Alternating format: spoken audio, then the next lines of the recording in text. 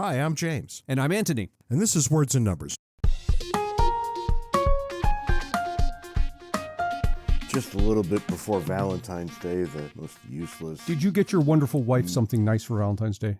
most miserable holiday there is in the history of holidays, where every man across the fruited plain is damned if he doesn't, damned if he doesn't. We'll all be in trouble on February 15th. Let's commiserate and just move on. So, Ant, what's new and exciting in your world this week now that you've ruined my day?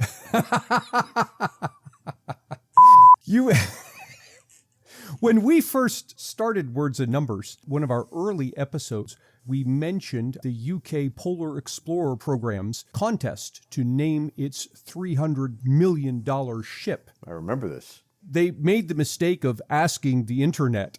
What came back in a landslide, the name for the $300 million ship, was Bodie McBoatface. Of course, the people couldn't deal with something as whimsical as that, so they named it Sir David Attenborough. This came a couple of decades after Canada was looking to rename the Northwest Territories. Of course, this was prior to the internet, so the best people could do was get second runner-up, but their second runner-up name was Bob. Of course, that didn't go anywhere.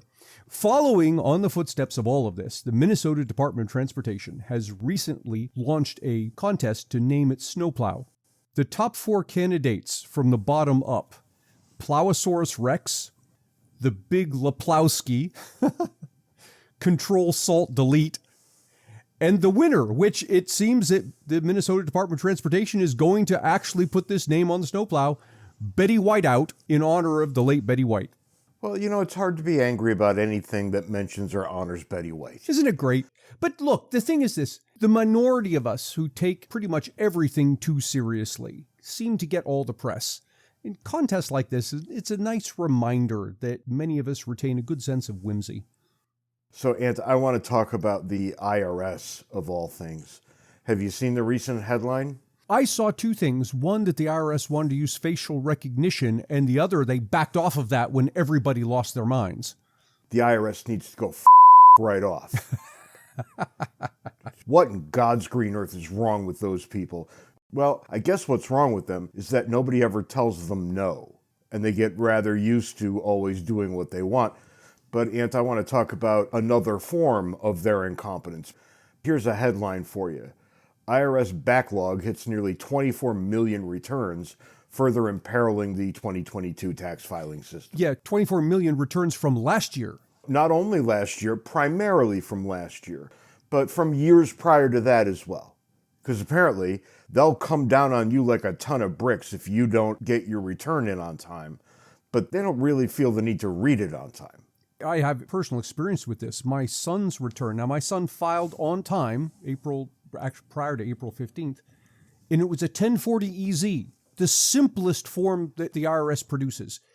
He didn't get his refund until mid-August. Oh, wow. Now, if he had owed money and waited till mid-August to pay it, there would have been all hell to pay. That's right, and he would have had to add fees and interest, and I would sure like to see fees and interest go the other way. The IRS, obviously, one of my least favorite things in the entire world. Well, I can't imagine that somebody posed with a straight face this idea of the facial recognition business, because it was just a year ago, not even a year ago, that somebody managed to get hold of millions of IRS records that are supposedly confidential. Now, if the IRS can't keep its current data confidential, what's going to happen if they have facial recognition data on all of us? I don't even know why they would want that. It doesn't exactly flow naturally from the things they have to do. So now I guess I'm going to talk about something that's even more stupid. The foolishness of the week.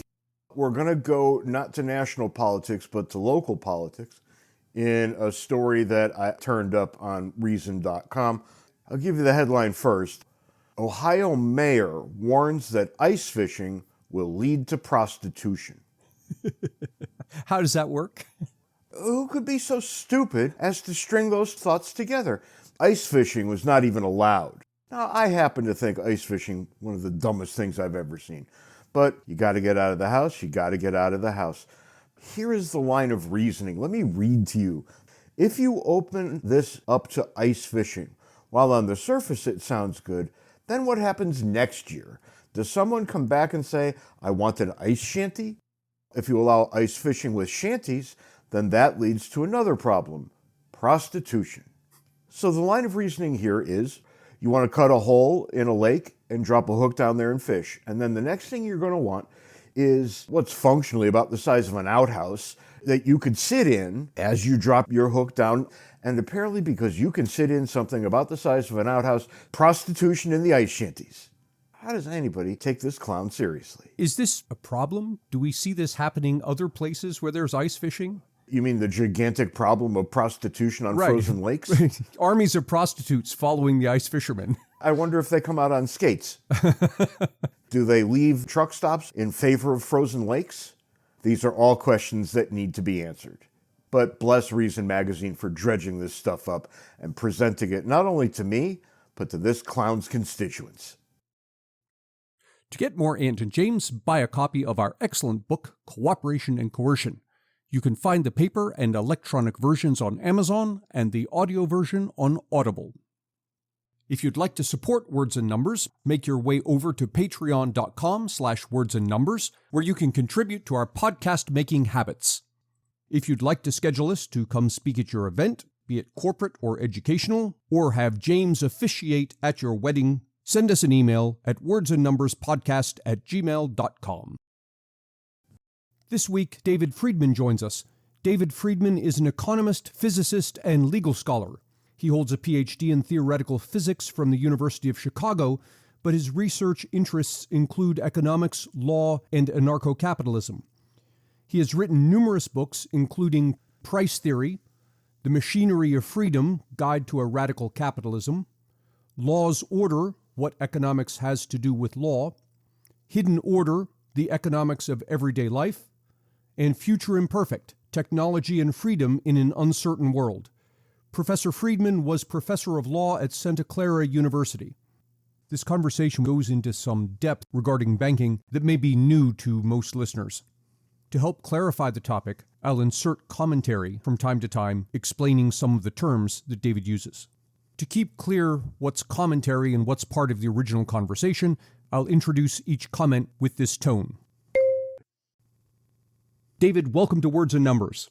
Thank you. Glad to be here. We actually got a question from one of our listeners asking what would happen if a major country went back on a gold standard. Let's start at a high level. Why have a gold standard at all? And given that there is some reason, why did we leave it? Well, the argument for a commodity standard. There are two broad classifications of monetary systems, commodity systems and fiat systems. A commodity system is a monetary system in which there is some object, perhaps gold, perhaps silver, that's used as the unit of currency. A fiat system is a monetary system in which the currency is not backed by any tangible object. The argument for a commodity standard, it could be gold or silver or something else, is that it is a way of maintaining the value of your money such that there is nobody who can easily change it. That a fiat standard properly run is in some ways the ideal monetary system because it provides the services of money without having to dig any gold out of the ground. But the problem with the fiat system is that there are some institutions running it, and their incentives may lead to inflation or conceivably even a fall in prices. So the nice thing about a commodity standard is that it gives you a way of fixing the value of the money, making it reasonably stable. The two disadvantages of a commodity standard, one of them is it's expensive. You've got to dig up a bunch of gold, although there's a way of reducing that, which I can get to in a minute. And the other is that the value of your commodity might change. Late 19th century, more countries are going on gold. Not much gold is being mined, and economies are expanding. So that means that prices are generally falling. That's fine for some people. That's fine if you're a lender, but it's a problem if you're a debtor and didn't anticipate that. And then what happens next is that you have two changes. You have the discovery of the South African gold fields, and you have the invention of the cyanide process for extracting gold from low-grade ore. And suddenly gold goes from being a recessionary metal to being an inflationary metal. prices start going up. Now, none of that is on the scale of what can happen with a fiat system that goes bad, that you're talking about, an inflation of percent or 2 or 3 a year, not about an inflation of 100% a month. But nonetheless, those are the two in principle disadvantages. But I doubt that either of them is the reason that countries actually abandoned the gold standard. And I think the reason they abandoned the gold standard was that it was a constraint on things that governments wanted to do. There is a way of maintaining a gold standard that doesn't require that much gold, and that's having fractional reserve banks. A fractional reserve bank is a bank that is not required to have as much commodity on hand as it has dollars deposited at the bank. For example, if customers have deposited $1 million at the bank, by law, the bank may only need to have $100,000 in gold on hand.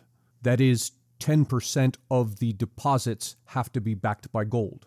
There is a way of maintaining a gold standard that doesn't require that much gold, and that's having fractional reserve banks. From my standpoint, the ideal monetary system is competing private issuers.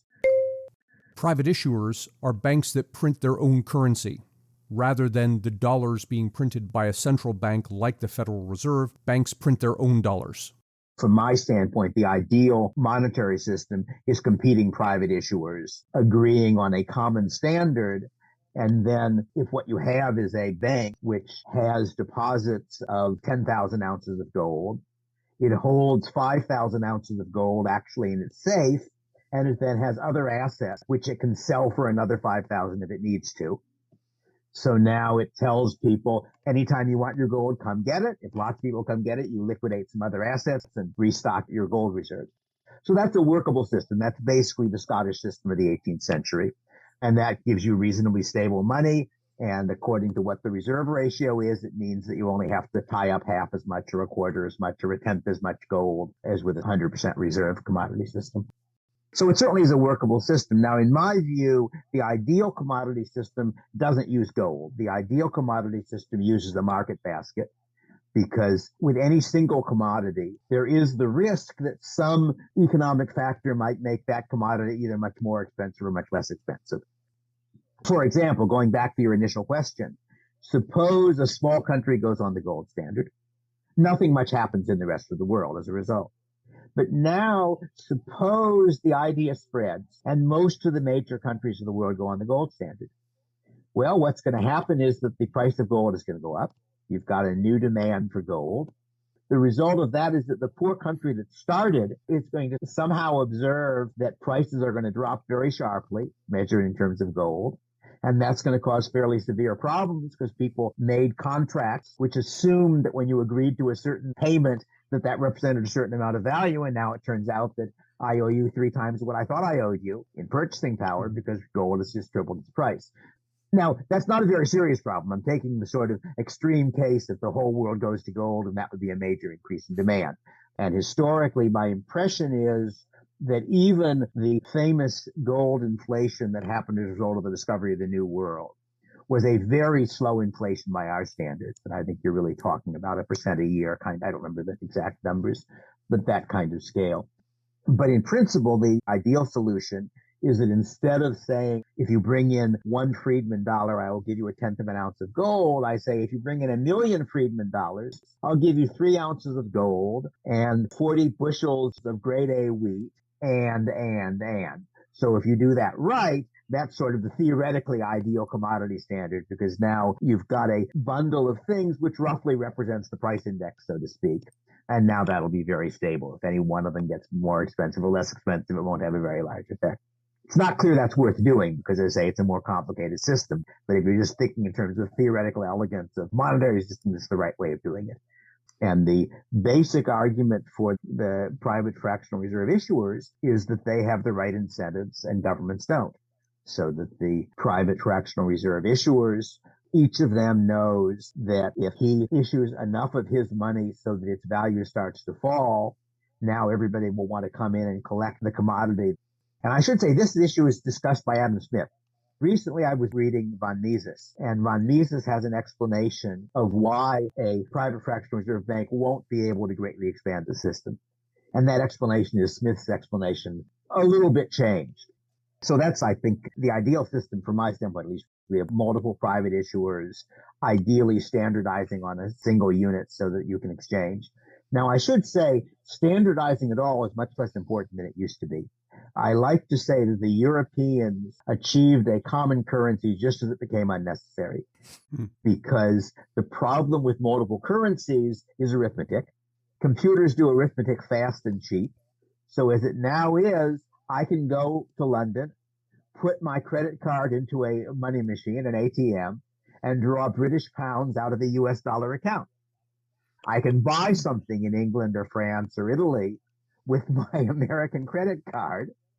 Now, it's a little bit inconvenient still, because if I look at a price in England or Italy or some other country, I've got to do a mental translation. Is that a good price? Is that a so it would be a little easier if we all had currency which was in the same units, but it's not nearly as important as it was 20 or 30 years ago, when you had to actually change stuff and you ended up with jars full of extra coins that you hadn't used up from your last foreign trip and so forth.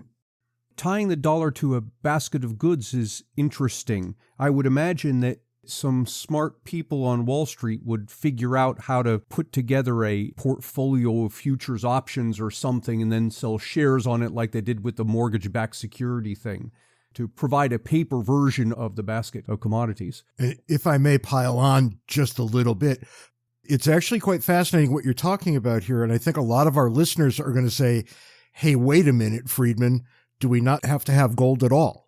We obviously don't have to gold because Scotland was on the silver standard. Gold is convenient, it's traditional, but the big advantages of gold no longer matter. The two big advantages of gold historically were, first, that it has a very high value to weight. And therefore, if you're using physical coins, you imagine a steel standard, your coins should be rather heavy. Right. And the second advantage is that it is relatively easy to identify pure gold. Until modern days, gold was the densest material known. So that meant that it's pretty easy, not trivial, pretty easy to say, all right, put this in a liquid, see how much it displaces, see how much has a weight. Yes, that's really gold. Also, it's moderately clear. Pure gold is soft, so you can tell if it's, I don't know if there is anything you could alloy which would keep it soft, but certainly the ordinary alloys are harder. So therefore, that was very convenient. But nowadays, we're not really talking about coins. People could use coins, be very nice, but you're talking about either paper money, banknotes, or deposits. And in either case, the actual commodity is sitting in a warehouse somewhere or a vault somewhere. And it doesn't really matter very much whether it's steel or gold. A ton of steel doesn't take up much space either, although it's rather hard to lug around. So in that sense, I think gold and to a lesser degree silver were very useful historically, but there's nothing special nowadays other than the fact that it's tradition, that what you really want is just some obligation by the bank to redeem its notes in something such that you're maintaining a reasonably predictable value. We've been off the gold standard for a long time, and since 2008, the Federal Reserve has been significantly expanding the money supply, much more so since the COVID era. And yet people would always say to me, well, if you have an unbacked currency and the Federal Reserve prints a bunch of it, you should get inflation. And we went for a long time without seeing significant inflation. Why do you think that's so? I don't know. That's an interesting puzzle. And my own professional interests are not in macroeconomics. So I think part of what seems to have been happening was the Fed started paying interest on reserves, which meant that the Fed was in effect printing money and then borrowing it back. But I just don't know enough to know if that's a full explanation of what was going on, because it's indeed a very odd situation, and now inflation has started. But even now, given how large the expansion of the money supply was, it still seems as though the inflation ought to be larger than it is currently.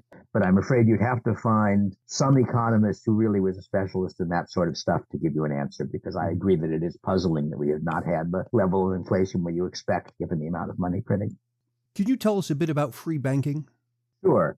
Free banking is a system where private firms are allowed to issue currency or hold deposits, checking accounts essentially. I've actually been having some interesting arguments with some of the Austrian economists, which got me reading Mises. And it turns out that Mises was in favor of free banking. that his follower Rothbard is on the other side. Rothbard claims you have to require 100% reserves.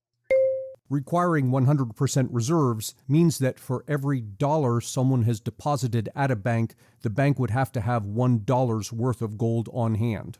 Rothbard claims you have to require 100% reserves, but what Mises sees as the least bad system is private banks, which are going to be fractional reserve banks, but they're not going to have a very low fraction because they have a low fraction, people won't trust them, and then there'll be a run on their money and they'll get in trouble. But so the basic free banking system is that banks are under the same laws as anybody else is. They're obliged to fulfill their contracts. If I look at the Scottish system, which is the one that I'm most familiar with, you've got multiple banks. The banks typically, in order to make sure that even if things go badly, they can fulfill their contracts, they were unlimited liability partnerships, and one of the partners would be wealthy. So that means that even if somebody breaks into the vault and steals all their gold, well, that's going to be unfortunate for the wealthy partner, but they're going to eventually be able to pay back on their notes. So I could imagine in a modern world, if you wanted to do the equivalent of that, you would have some firm which has very large total assets. Google or Apple or somebody could issue money and they agree to give you your gold or whatever the commodity is in exchange. And you can be pretty sure they're not going to go bankrupt. In a free banking system, does the currency have to be backed by something, or can it be a purely fiat currency like we have now? That depends whether or not anybody will accept it. Okay. The rules of free banking don't tell you what the outcome is going to be. But I would have said that it is unlikely that you would have a pure fiat system, because with the pure fiat system, I, as an individual bank, always have an incentive to print more of it because I'm getting, in effect, something for free. And there isn't the constraint that if I print more of it, its value goes down and people come in and want their gold. Now, of course, you could have a pure fiat system if there was some constraint on production. So that's the Bitcoin story. That Bitcoin, in a certain sense, is a pure fiat system, but a pure fiat system set up mathematically so that nobody can knit money for free. The trouble with Bitcoin from that standpoint is that just like a gold standard, you're using real resources to produce your money. Right. Because the constraint on Bitcoin is you've got to do a bunch of mathematical processing in order to be allowed. Now, it's not a complete dead weight because part of that processing is keeping the Bitcoin system going, updating the blockchain. But nonetheless, it's in a sense a dead weight. So the ideal system in that sense would be if you imagine that you had some completely worthless commodity or almost worthless commodity, which there was no way of making any more of. And if you could then persuade everybody to use that as your money, it would suddenly get its value from the fact people are using it as money. Right. That's a demand, and no resources are used to produce it. I find it hard to think of a plausible way of doing it. But what is true is that a commodity system where the fractional reserve is a low fraction is very close to a fiat in terms of cost, because you only have 10% of the gold. And in fact, the earliest thing I know on this subject, implicit, not explicit, is by David Ricardo. David Ricardo was, in my view, the first great economic theorist. Adam Smith was a very good and interesting person, but he didn't really have a worked out theory of how the economy worked. And Ricardo sort of starts his principles by saying, I'm a great admirer of Adam Smith. Any place I don't say I disagree with him, you can assume I agree with him. Here is why he was wrong. Yeah. And demonstrates in a very simple way that if Smith's account of what determined prices were true, you would get an impossible result. I won't go through the details of that. But Ricardo has this really neat discussion where he says, suppose that you have a country which uses gold as money, and all of the gold is mined in that country, and that's all it's used for. In that case, he says, you could have a tax that nobody paid. You have a tax on gold mining. The result is that you produce half as much gold, but the value of gold is twice as large. His point is that what matters for your coin is not how much it weighs, but how much it's worth. Consequently, you would be saying that the tax would in effect be paid out of the savings in gold mining. But the gold mines would be all right because they'd be getting twice as much per ounce for their gold, half of which then goes to the government as taxes. But if you think about it, what that really is doing is saying, well, look, as the tax goes to infinity, you're getting fiat money. You're getting smaller and smaller and smaller coins. Right. He didn't make that step. And the point at which I got interested in that was when a friend of mine published this really neat article in the American Economic Review, in which he was reinventing Ricardo's idea in a much less important context and didn't realize he was doing it. The title of it was Diamonds Are a Government's Best Friend, Burden-Free Taxation. And his point was that people value diamonds not for their size, but for their price. That what you really want on your finger is not a 1 carat diamond, it's a $5,000 diamond. It's a way of showing off. So he says if you tax the diamond production, you produce less diamonds, but they're worth more per carat. So no one is worse off, and the government collects the tax. And so I put a very brief article in the AER, comment on it, pointing out that he just reinvented David Ricardo's argument, although Ricardo's the much more important because it suggests that the incentive for both fractional reserve banking and fiat money. Quang Ung, he's a Vietnamese Australian economist, very bright guy. I think, well, almost the only utilitarian I know. Ung sent back that he'd gotten in touch with somebody who could make contacts to the spirit world, and that Ricardo said he didn't mind.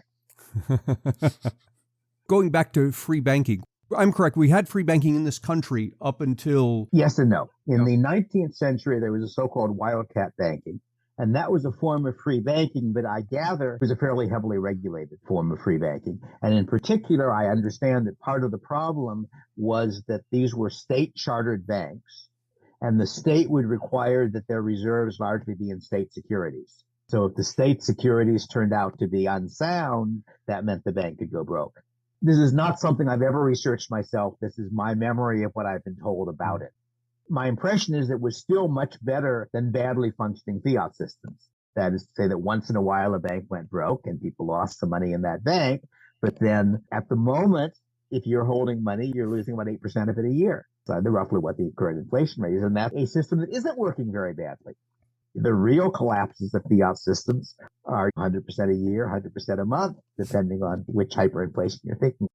It's not clear to me that we would have been worse off if we had even had that system. But as far as I can tell, a properly working free banking system is just fine. Now, I should say, Mises points out that the problem with free banking is the political problem, that there are various ways in which the government may decide that by changing the contracts, in particular by saying the banks are not required to redeem their notes, it can produce something it wants to produce. But assuming that you can get the government to behave itself, then it seems to me that the free banking is the least bad system that I can think of for money. How recently was Scotland on a free banking system? It was on it when Adam Smith was writing in 1776. And I think it goes off in the early 19th century. I think at some point, at least, the government is interfering with banking rules, and eventually the Bank of England takes over. But again, I know about the 18th century partly because I've read a little bit about it and I've read Smith's description of it, but I don't really know the history since then. The person you want to get on that is Larry White, who wrote, I think, a book about that. He was a grad student at UCLA when I was teaching there. I once had the very embarrassing experience of running into somebody in some social occasion and started explaining to him about Larry White's stuff on free banking and then discovering it was Larry White. I had seen him as a graduate student. It wasn't like I knew him. I'm not very good on faces anyway. Right. That's not embarrassing. That's hilarious. If I could draw your attention back to where Anthony started, what would it look like on the ground if we did go to a commodities-backed standard? Would there be a convulsion? Would we all be uncomfortable for a while, or would it work straight off? Well, assuming that the commodity was one with a reasonably stable price and that our going on the standard didn't much change its price, it would mean that the government would no longer have the option of deficit spending with the Fed buying the bonds. Government could still do deficit spending. They just have to borrow the money out on the ordinary capital market. It's an interesting question. My inclination is that the Keynesian view of the need for governments to stabilize things is mistaken, but I could be wrong. But even if you believe in that view, you could do that by running deficit spending and just borrowing money. You don't have to have the Fed. Again, it's not really my field, but I can't see any particular reason why, if you switch to a commodity standard, anything catastrophic would happen. You said something that I've been worrying about for some time, and I'll paraphrase. It's beneficial to a government to be on a fiat currency because you can deficit spend. Not only you can deficit spend, but you can, in effect, use the printing press. Yes, exactly. The U.S. historically is not a very serious example of that. But there certainly have been countries. The famous example would be Weimar Germany, but also Hungary in roughly the same period, and Venezuela more recently, where the government wants money, so they print money. Mm-hmm. And that results in prices going up very rapidly. What bothers me is the rise in cryptocurrency. I can easily see the way things have gone in the past, that the world will move toward cryptocurrency. And so long as it remains private, I find it fascinating. But I can't see the government tolerating that. Part of the attraction of things like Bitcoin is that they need a lot less toleration. I don't know if you're familiar with the idea of Chalmian digital cash, but well before Bitcoin, a Dutch cryptographer called David Chaum described a way in which you could have a fully anonymous digital cash, in which basically I can make a payment to you by sending you a message. You don't have to know who I am. I don't have to know who you are, only how to get the message to you. And the result is that some money is now under your control instead of under my control. The problem with Chalmian digital cash is it required an issuer. It required a bank which held ordinary money in the normal fashion, was exchanging messages with people, but the bank didn't have to know who its depositors were. Therefore, it could be entirely private. I should say Bitcoin is not a fully private cash. As far as I know, none of the cryptocurrencies are. There have been some attempts, and I haven't really followed them. But the problem with that is that once you have a fully anonymous digital currency, money laundering laws become unenforceable. Governments don't like that. Not unreasonably. That is, there are downsides as well as upsides to that. Kidnapping for ransom becomes much more practical if you have anonymous digital cash. Consequently, I think no respectable country would accept a bank under its jurisdiction that was running Chalmian digital cash. But you need a respectable country in order to have a bank which you trust to fulfill its obligations. So therefore, it never came into existence. The beautiful thing about Bitcoin is it doesn't require an issuer. You know, it's true a government that tries hard enough might be able to suppress it, but it's hard. The government can't just say, we won't license the bank that's supposed to be operating, but we'll shut down that bank because there isn't any bank. I've got an old piece called A World of Strong Privacy. I think that was probably written before Bitcoin, but in which I'm discussing the ways in which public key encryption could make possible a world where a very large part of human activity was not under government control. Not because it was illegal for the government to control it, because there was no way of doing it. People are curious. You can go on my webpage, which is daviddfriedman.com, and look at my old articles, and one of them is called A World of Strong Privacy. Or you can read my book, Future Imperfect, where I've got a chapter or two discussing the same issues. That book is in print from Amazon. And one part of it nowadays would be something like Bitcoin. When I wrote it, I was thinking in terms of Chalmian digital cash, which didn't happen. People worry a lot about computer technology, either making possible a sort of Stalinist state or eliminating privacy. And all of that is possible. But the same technologies also have potentials to go exactly opposite direction, because public key encryption makes it possible to have a world where I can talk to someone, even someone I've never met, in a way in which no third party can observe. And I can make cash payments that no third party can observe. You can't regulate something you can't see. Part of the fun of my book, Future Imperfect, and some other things, is seeing how wide the range is of possible futures enabled by different technologies. In this case, it's a technology we've had for decades. Public key encryption is a very powerful and important technology. It's in common use, and it could be used in ways that would make a society where governments had much less power. David, this has been great. Thank you so much for joining us. Thank you, David. Happy to do it. And that's all the time we've got this week on Words and Numbers. Be sure to join us next week when we talk about things that don't involve prostitutes in ice shanties in Ohio. Until then, you can follow us on Twitter. Handles are in the show notes, and not for nothing, but I probably will continue venting my spleen there. Come for that and stay for all of the other fun things. You can also follow us on Words and Numbers Backstage, where the conversation continues. Just search for it on Facebook and you'll find it. And you can also, I'm going to say it this time, Aunt, you could also email us, because Aunt loves this so much. Yesterday at the wordsandnumbers.gmail, words and numbers. He doesn't even know the email address. Just go up. At wordsandnumbers@gmail.com. No, that's not it. Wordsandnumberspodcast@gmail.com. There you go. we received a couple of notifications that our application for the online dating system is complete and we can start doing whatever we want to look for love in all the most idiotic places. So Watch out. We might take up ice fishing. Certainly easier and cheaper than having a mistress. But anyway, what has happened here is that your beloved email address has been co-opted by all the scam artists, and now we're getting that too. So that's just swell. And you're going to still say the idiotic thing you're going to always say. So go ahead. Send us email, wordsandnumberspodcast@gmail.com. And I'll catch you later. Have a good week. And please, everyone, try. It's okay if you don't succeed at first. It's like quitting smoking or quitting drinking. Every time you try, it gets a little easier next time. So just try to be nice to each other. See you next week, Ant. See you next week, James.